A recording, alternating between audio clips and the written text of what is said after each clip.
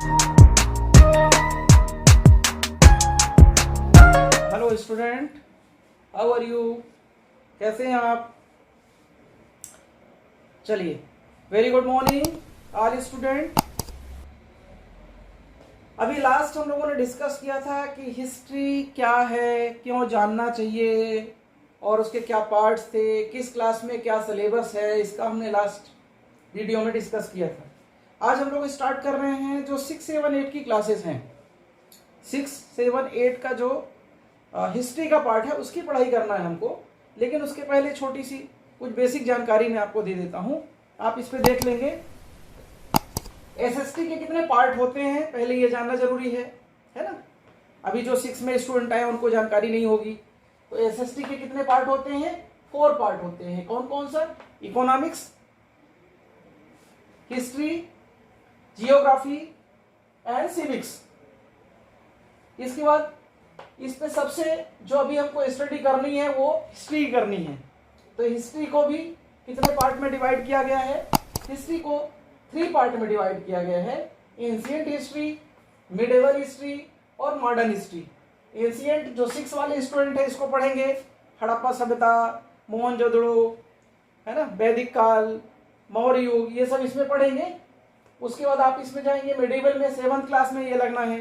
तो 7th class में ये आपको मोहम्मद गौरी तराइन का युद्ध से स्टार्ट करके और आप ये 1707 यहाँ औरंगजेब की डेथ तक का ये इसमें आपको जो है मिडिवल हिस्ट्री में मिलेगा।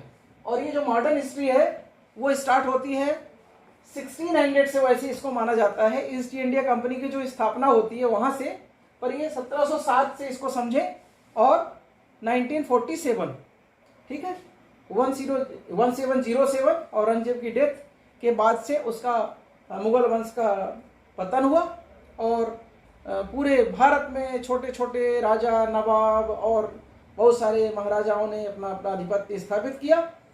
और उसके बाद फिर अंग्रेजों का स्टार्टिंग होता है, वो अपन यहाँ देखेंगे।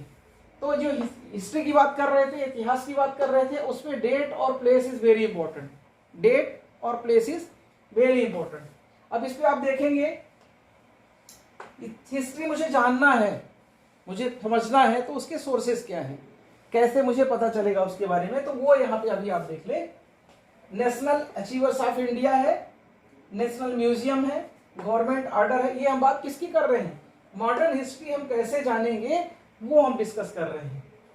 नेशनल म्यूजियम है, गवर्नमेंट आर्डर्स हैं, ठीक है, लेटर्स हैं, डायरिया है लोगों की, फोर्ट है, ऑफिसेस हैं, पब्लिक बिल्डिंग है, ऑटोबायोग्राफी है, लोगों की जीवनी जो बाहर से आते थे और यहाँ के भी जो रहने वाले लोग थे, ट्रेवलर्स हैं जो बाहर से यात्री आते थे, न्यूज़पेपर जो उस समय पेपर छपा करते थे, तो फोटोग्राफ्स हो गए, रेडियो और टीवी में भी कुछ जानकारियां मिलती हैं। हालांकि ये सब काफ़ी चीज़ें तो अंग्रेजों के कंट्रोल में थी, तो सही से जानकारी लोगों को नहीं मिल पाती थी। फिर भी काफ़ी अपने भारत के भी लोग थे जिन लोगों ने ये सब चीज़ें स्टार्ट करी थी। पूरा एक, अभी आप देखेंगे इसमें बहुत आपको अच्छा लगेगा, पूरे देश में क्रांति फैल गई, पूरे देश में एक ऐसा आंदोलन फैल गया, देश के प्रति इतना प्रेम, स्नेह आ गया कि वो सब कुछ अपना निछावर करने के लिए तैयार थे। अभी आप आगे देखेंगे, बहुत अच्छा लगेगा आपको। तो ये चीज़ें हैं, अब इसको हम आसानी से समझ सकें, आसानी से पढ़ सकें और लोगों की बारे में जानकारी प्राप्त कर सकें, तो उसके लिए हमने बड़े आसानी से इसको 4 पार्ट में अपन डिवाइड करके इसको पढ़ते हैं। देखेंगे 1600 से 1707, ये एक पार्ट अपन देखेंगे इसको। 1707 टू 1757 ये अपन दूसरा पार्ट देखेंगे। उसके बाद 1757 टू 1857 ये 3rd पार्ट, और देन उसके बाद 1857 टू 1947 ये 4th पार्ट।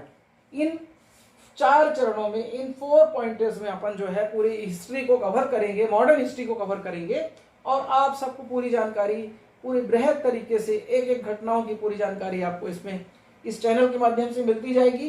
तो आप स्कूल वाला चैनल को सब्सक्राइब भी कर लें और लाइक भी कर दें, और कंटिन्यूसली ये क्लास चलती रहेंगी। अपन 1947 तक पूरी जानकारी और पूरे भारत की, विदेशों की भी जानकारी आपको इसके माध्यम से मैं आपको दिखलाऊंगा। ओके।